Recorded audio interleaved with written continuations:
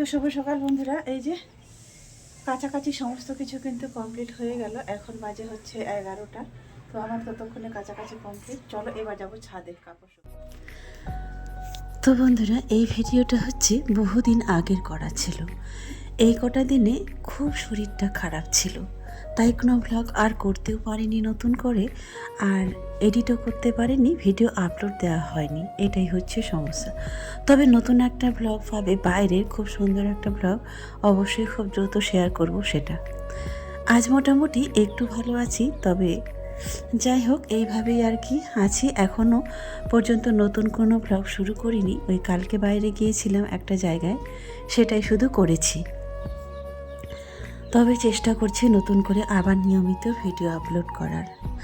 এই তো সকালের সমস্ত কাজ যা ছিল বাকি হয়ে চলে এসেছি ছাদে। এখন তো মোটামুটি ভালোই রোদ হয়, বুঝতেই পারছো রোদের আর কোনো সমস্যা নেই। ছাদটা এতক্ষণে কাপড়ে ভর্তি হয়ে যায়। তবে মনে হচ্ছে কেউ মনে হয় নেই নাকি না পরে আসবে সেটাও বুঝতে পারছি না। এই ফাঁকা ছাদ পেয়ে ভাবলাম পুরো ছাদটাতে সমস্ত কাপড় দিয়ে দিয়ে শুকিয়ে যাবে, পরে এসে নিয়ে যাব। এখানে যেহেতু এই ফ্ল্যাটে আমরা অনেকগুলো ফ্যামিলি থাকি, আমি খুব কম মানে চান্স পাই এই তারটাতে কাপড় শুকাতে দেওয়ার। কেন বলো তো, হয়তো আমি একটু দেরি করে আসছি কিংবা সকালে দিয়ে গেছি, তারপরে এসে আমি আর পাড়াপাড়ি করতে চাইনি, কাপড় সরিয়ে দিয়ে তার উপরে দিতে যাইনি। আমার ব্যালকনিতে যতটুকু যেভাবে হয় আমি সেভাবে সেই জায়গাটাতে ম্যানেজ করে নিই। আজকে যেহেতু দেখলাম তারটা ফাঁকা আছে, তাই ভাবলাম দিয়েই দিই। তবে ভয়েসটা যেহেতু অনেক দিন পরে দেখছি, তারপরে না আমি শুকাতে দেওয়ার একটু পরে দেখলাম যে একজন এসেছিল। তো যাই হোক আমি একটু সরাসরি করে দিলাম, তো সেই জায়গাটাতে অবশ্য ম্যানেজ হয়ে গেছিল। এই তো রাজিয়াকে নিয়ে এসেছিলাম, বলেছিলাম একটু আমাকে ভিডিওটাও করে দিবে। তো সেও এসে দেখছি আসলে ওরা ছাদে খুব কম আসে, আমি আসি 2 বেলা। আমি যেমন এই যে চারিদিক থেকে দেখতে পাচ্ছ ছাপ পড়ে গেছে, সকালে কিছুটা সময় হাঁটি 1-2 ঘন্টার মতো, 1-2 ঘন্টা 1.5 ঘন্টা যা হয়, আর রাত্রিবেলা আসি 8টার পরে। কারণ আমার যেমন সময় পাই, যেটুকু আমার সময় হয় কাজের ফাঁকে, আমি সেই সময়টায় এই দুটো টাইম ম্যানেজ করি।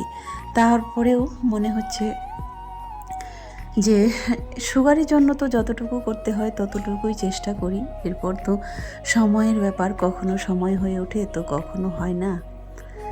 চারিদিকটা একেবারে পরিষ্কার, যেন নতুন একটা আকাশ। বেশ কিছুদিন এইবার গেল, সেটা তোমরাও দেখেছিলে, এর মতো ঠান্ডা কোনোদিনও হয়নি। আবার কেমন সমস্যা হবে তো আজকে ক্যামেরাটা কি সমস্যা বুঝতে পারছি না। এই যে ক্যামেরাটা এরকম আসছে, ভিডিও করা যাচ্ছে না ক্যামেরাটার জন্য, সময় সময়তে এরকম হয়। এই তো এই যে যাবো এখন নিচে, কাপড় শুকানো দেওয়া কমপ্লিট। চলো তো চলো এখন যাবো নিচে। মাথাটা আজকে শ্যাম্পু করলাম, এই 3-4 দিন ধরে এত জ্বর, শরীরটা ভালো লাগছিল না। তো ভাবলাম শ্যাম্পু করে স্নানটা করে নিই, স্নানটা করে নিলে তারপরে হয়তো ভালো লাগবে। এই জন্য স্নানটা করে নিলাম। যাবো একটু নিচে, দরকার আছে। হ্যাঁ না শাকে তো নয়, তোর বালতিটা না। চলো চলো তারপরে নিচে চলে এসেছি, সমস্ত কিছু কাজ কমপ্লিট করে এই রান্নাঘরে। আজ কিন্তু অনেকগুলোই কাজ হয়েছিল। আজকে এরই মধ্যে একটু বাজারও গিয়েছিলাম, কাপড় কাচাও হলো, সমস্ত কাজ হলো।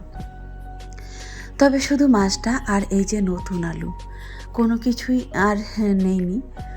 তো ভাবলাম এই নতুন আলু দিয়ে মাছটা রান্না করা যাক, তারপরে কি হয় দেখি। হয়তো আরও অন্য কোনো দিন যাবো, বিশেষ করে দেরি করে সময় করে গেলে শেষের দিকে একটু বাজারটা মন মতো করতে পারি। সকাল সকাল গেলে সব কিছু শাকসবজির দাম যেন আগুন ছোঁয়া থাকে। আর আমি তো যাই বাজারে শেষের দিকে, সস্তা পেলে বস্তা ভরে নিয়ে আসি, এটাই হচ্ছে আমার ব্যাপার। শুভ সকাল বন্ধুরা, তোমরা সবাই কেমন আছো? আশা করি সবাই ভালো আছো, সুস্থ আছো। আর এই তো আমরা ভালো আছি। তো সকাল সকাল ঘুম থেকে উঠে ঝাড়ু দেওয়া, মোছামুছি সমস্ত কিছু কমপ্লিট। আর হচ্ছে ধোয়াধুয়ি, এবং আজকে কোনো কিছুই নেই আর কি। তো সকালে যা কাজ আছে সব কমপ্লিট করে নিলাম। এখন চলে এসেছি রান্নাঘরে, এখন হচ্ছে মাঝামাঝি করবো, মোছামুছি ওইদিকে কমপ্লিট। রান্নাঘরে ঢুকলাম, এখন মোছামুছি কমপ্লিট করে তারপরে এখান থেকে বের হবো। তো চলো, এই তো জানালাটা খুলেই দিয়েছি, বাইরে দারুণ রোদ আর এই নোংরাগুলো এখানে রেখে দিয়েছি। এই যে রান্নাঘরে এই যে বললাম তোমাদেরকে বেশ কটা দিন ধরে আমার শরীরটা খারাপ বলে মানে এই নোংরাগুলো এখানে জমা পড়ে আছে, আর আমাকে তো যেতে হবে 3 তলা সিঁড়ি নিচে।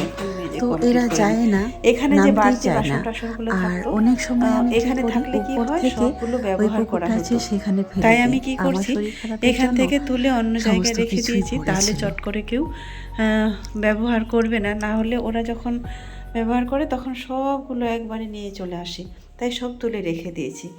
আর যেগুলো শুধু রাখার মতো সেগুলাই রেখেছি। তো চলো মাঝামাঝিটা করে নিই। চলো মাঝামাঝিটা করে একটু পরে আসছি আবারও।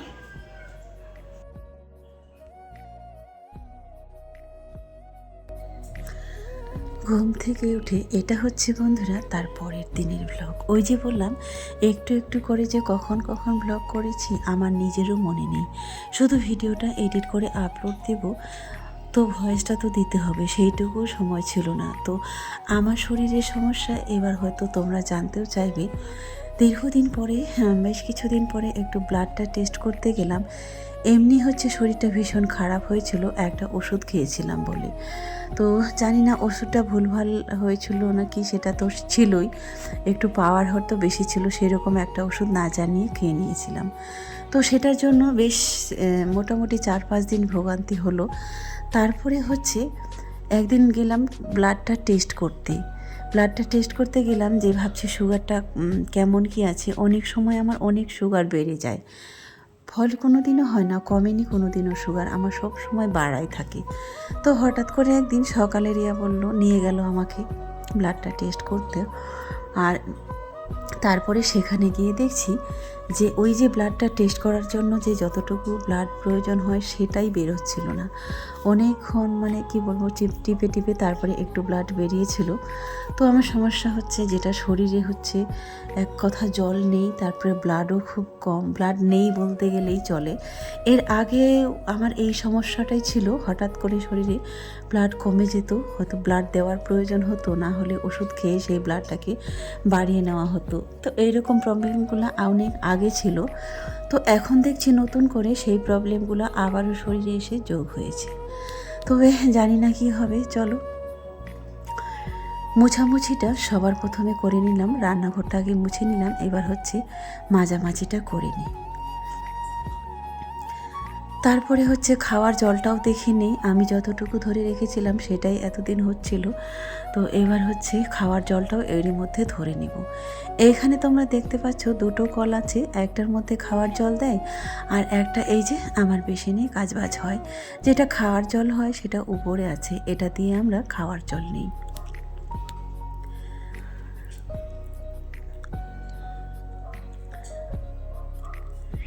এই তো আমরা 3টা মানুষ, তারপরেও যেন কত বাসন কোসন মাজতে হয় না, মনে হয় যে 3জনে 3টা থালা দিয়ে হয়ে যায়, কিন্তু না, যখন মাজতে আসি তখন দেখছি গোটা দুনিয়ার বাসন টাসন ভর্তি হয়ে থাকে। আর এই কড়াইও হচ্ছে আমি 4টা ব্যবহার করি। এই তো আমি ভাবি এটা মেজে পরিষ্কার করে রেখে দেবো, তারপরে এসে দেখি কখন যেন ওরা বের করে নিয়েছে। সমস্ত কাজ কমপ্লিট করে চলে এসেছিলাম বাইরে বলতে ওই যে তোমাদেরকে বললাম আমার শরীরে ব্লাড নেই, ব্লাডটাও নিতে হবে, আর কাজও আছে। ঘরে হচ্ছে সরিষার তেল নেই, কটা দিন ধরে ওই রকমই চলছে, আর ডাক্তার দেখাবো এই বলে বাড়ি থেকে বেরিয়ে গিয়েছি। রাজিয়াকে নিয়ে এসেছি, রিয়া বাড়িতে আছি। তো ভাবলাম যেহেতু বেরিয়েছি চলো একটু ভিডিও করি। অনেকক্ষণ ধরে আমি বাড়িতে রেডি হয়ে অপেক্ষা করছিলাম, রাজিয়া আবার গিয়েছিল ওর বান্ধবীর বাড়িতে, মোটামুটি 1 ঘন্টা মতো রেডি হয়েছিলাম। তারপরে ও আসলো, তারপরে এই তো বেরিয়ে গেলাম, টোটোতে করে যাচ্ছি, কারণ অতটা হাঁটতেও পারছি না, এতটা শরীরটা ক্লান্ত আর দুর্বল মনে হচ্ছে। শরীরে ব্লাডটা যখন না থাকে তখন ঠিক এমনটাই লাগে। যার এই সমস্যাগুলাই ভুগছে তারাই শুধু একমাত্র বলতে পারবো। আর হঠাৎ করে যে কেন আমার শরীরে এরকম হলো আমি সেটাও বুঝতে পারছি না। এবার হয়তো অনেকে তোমরা বলবে হয়তো জল কম খাওয়া হচ্ছে। সবার প্রথমে আমাকে এটাই সবাই বলে জলটা একটু বেশি বেশি করে খাও। জলটা না হয় জল শরীরে জল মিটবে, কিন্তু এই তো যে ব্লাডটা যে কমে গেল সেটার কি সমস্যা আমি সেটাও বলতে পারছি না, কেন কমলো। তো চলো দেখতে দেখতে চলে এলাম। আমার বাড়ি থেকে মোটামুটি এই কেরানিটোলা আসতে হচ্ছে 50 টাকা এক একজনের ভাড়া নেবে যদি বাড়ি থেকে আসি। তবে বাড়ি থেকে আমি আসি না, কিছুটা পথ হেঁটে বেরিয়ে আসি, তারপরে হয়তো রাস্তায় সিপাই বাজারে এসে টোটো ধরলাম, কিংবা আর একটু মন চাইলে হেঁটে হেঁটে এলআইসি থেকেও এসে ধরি। আজকে যেন বেরোনোর সময় সব কিছু গুলিয়ে গেল। হেঁটে হেঁটে এলআইসিতে আসার পরেও যখন কালেক্ট্রিকের এসে একজনকে জিজ্ঞাসা করছি যে বিশাল মেগামার্টে যাব, তো ও বলছে বিশালে যাওয়া যায় না, বিশালের যাওয়ার রাস্তাটা কেটে দিয়েছে। আমি কিছুই বুঝতে পারলাম না। সেখান থেকে মাথাটা গরম হয়ে আবারও চলে গেলাম সেই এলআইসিতে। ওখান থেকে আবার একটা টোটো ধরে যখন জিজ্ঞেস করলাম, তারা অন্তত কিছুই বললো না। তারা আবার মোটামুটি নিয়ে চলে গেল। তবে বিশাল মেগামার্টে গেলে 15 টাকা করে এলআইসি থেকে ভাড়া নেয়। আমরা তো 2 মাপেটি গেছি, 30 টাকা দিয়ে এই তো চলে এলাম। এই জায়গাটা সব সময় একটা জমজমাট ভিড় থাকে, কারণ মলে যারা বাজার করতে আসে তার আর এটাই, যখন যেখানে যাই তখন মনে হচ্ছে এটাই মেন রাস্তা, এত মানুষ চলাচল করে। আসলে শহর সব সময় ব্যস্ত থাকে, আর শহরের প্রতিটি রাস্তাই ব্যস্ত থাকে। যেই রাস্তা দিয়ে কিংবা যেই গলিতে যাই 24 ঘন্টায় মনে হচ্ছে এইরকম মানুষ হাঁটাহাঁটি করছে। তো চলো আজকের মতো শেষ করছি। সবাই ভালো থাকবেন, সুস্থ থাকবেন।